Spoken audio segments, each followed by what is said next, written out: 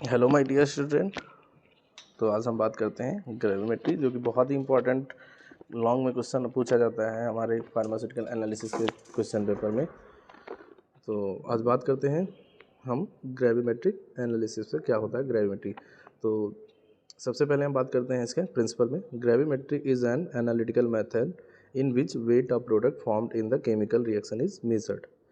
Means principle में, अगर हम प्रिंसिपल में इस तरीके से बात करें कि ग्रेविमेट्री में होता क्या मेनली, जो इसमें केमिकल रिएक्शन एक तरीके की होती है, जो फिर उसमें केमिकल प्रोडक्ट जो बनता है उसके हम वेट को मीज़र करते हैं, उसका जो वेट रहेगा उसको हम मीज़र कर लेंगे।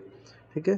फिर नेक्स्ट ऐसे पॉइंट है, gravimetric analysis based on the conversion of ions elements radicals into a pure and stable compounds after a precipitation reaction which can be directly weight and quantity wise. जैसा कि इसमें बताया गया कि हमारा जैसे अननोन सैंपल कोई है, उसके हम आयंस को या एलिमेंट को या फिर रेडिकल्स को क्या करेंगे, पहले एक प्योर एंड स्टेबल कंपाउंड में उसको कन्वर्ट कर लेंगे। फिर जो फाइनल प्रोडक्ट बन जाएगा उसके हम वेट को मीज़र कर लेंगे।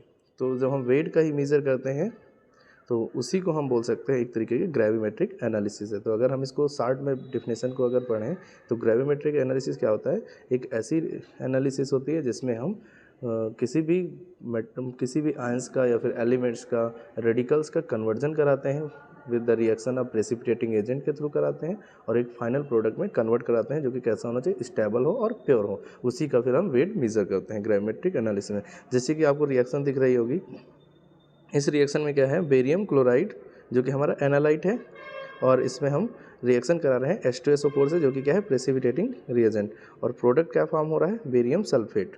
ठीक है। तो इसमें हम क्या कर रहे हैं, देखो बेरियम क्लोराइड में से जो बेरियम आयंस है इसको हम क्या कर रहे हैं, कन्वर्ट करा रहे हैं बेरियम सल्फेट में। ठीक है। तो हम क्या करेंगे, इसका फाइनली वेट ले लेंगे। हाँ, तो इसमें हम क्या करेंगे, इसको हम मेज़र कर लेंगे। ठीक है। तो कुछ इसको करने के लिए कुछ बेसिक्स होना चाहिए, जो कि हमें बेसिक को ध्यान में रखना है और ये प्रैक्टिकल करना है। तो बेसिक्स क्या है, सबसे पहले क्या होना चाहिए, analyte solution will be taken. जो एनालाइट हो वो कैसा होना चाहिए, सोल्यूशन फॉर्म में होना चाहिए। ठीक है। फिर दूसरा क्या है, analyte will be precipitating by using suitable precipitating agent. दूसरे नंबर पे हमें बेसिक्स ये ध्यान रखना है कि जो भी एनालाइट है उसके सुटेबल ही हम कोई प्रेसिपिटेटिंग रिएजेंट का यूज़ करेंगे, जिससे वो प्रेसिपिटेट हो जाए या इजीली हमारा जो भी आयंस रहेगा या रेडिकल्स रहेगा, एलिमेंट रहेगा, वो इजीली कन्वर्ट हो जाए। कैसे, with the reaction of precipitating reagent. तो उससे वो इजीली कन्वर्ट हो सके, जिससे हम फाइनल वेट उसका ले सके और मेजर कर सके और उसकी क्वांटिटेटिव एनालिसिस कर सके, ग्रेविमेट्रिक एनालिसिस डन कर लें। नेक्स्ट पॉइंट क्या है, precipitate will be pure and stable compound. और इसमें क्या है, जो भी प्रेसिपिटेट बने फाइनल, जिसका हमें वेट करना रहेगा ग्रेविमेट्रिक एनालिसिस के ड्यूरिंग, तो वो कैसा होना चाहिए, प्योर होना चाहिए और वो स्टेबल होना चाहिए। क्योंकि जितना ज़्यादा प्योर होगा वो उतना अच्छा हमारा जो भी आयंस रहेगा या एलिमेंट रहेगा उसका वेट हम गेन कर सकते हैं। नेक्स्ट क्या है, precipitated compound will be filter and dried and weight accurately. जब प्रेसिपिटेट बन जाएगा फाइनल प्रोडक्ट जो कि स्टेबल एंड प्योर रहेगा, तो उसको हम क्या करेंगे, उस कंपाउंड को फिल्टर कर लेंगे प्रेसिपिटेट को, फिर उसके बाद ड्राई कर लेंगे और वेट कर लेंगे, और देन उसके बाद कैलकुलेट कर लेंगे, और हम उसकी फाइनली उसी को हम कह सकते हैं कि ग्रेविमेट्रिक एनालिसिस डन हो गई है।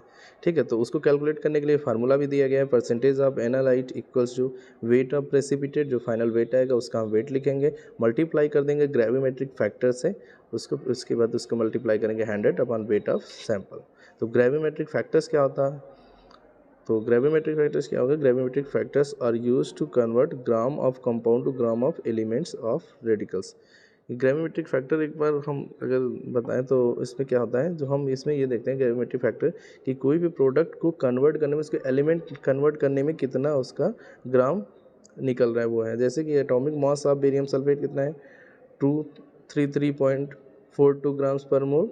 मीन्स ये क्या है, अभी हमारा जो फाइनल प्रेसिपिटेट बनेगा उसका वो है एटॉमिक वेट, या हम एक तरीके से कह सकते हैं मॉलिक्यूलर वेट।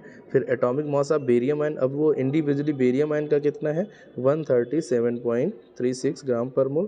तो मीन्स इसमें ग्रेविमेट्रिक जो फैक्टर्स हैं वो कैसे हम कैलकुलेट करेंगे, 137.36 ग्राम पर मोल डिवाइडेड बाई 233.42 ग्राम पर मोल। मीन्स उसको हम क्या करेंगे, डिवाइड कर देंगे कि इतने प्रेसिपिटेट रीजन में से हमारा बेरियम आयन कितना है उसको हम निकालेंगे। तो जैसे ग्रेविमेट्रिक फोर्स जो डिफरेंस आएगा क्या आएगा, उसको डिवाइड करने के बाद 5885 ये क्या हो जाएगा, ग्रेविमेट्रिक फैक्टर हो जाएगा।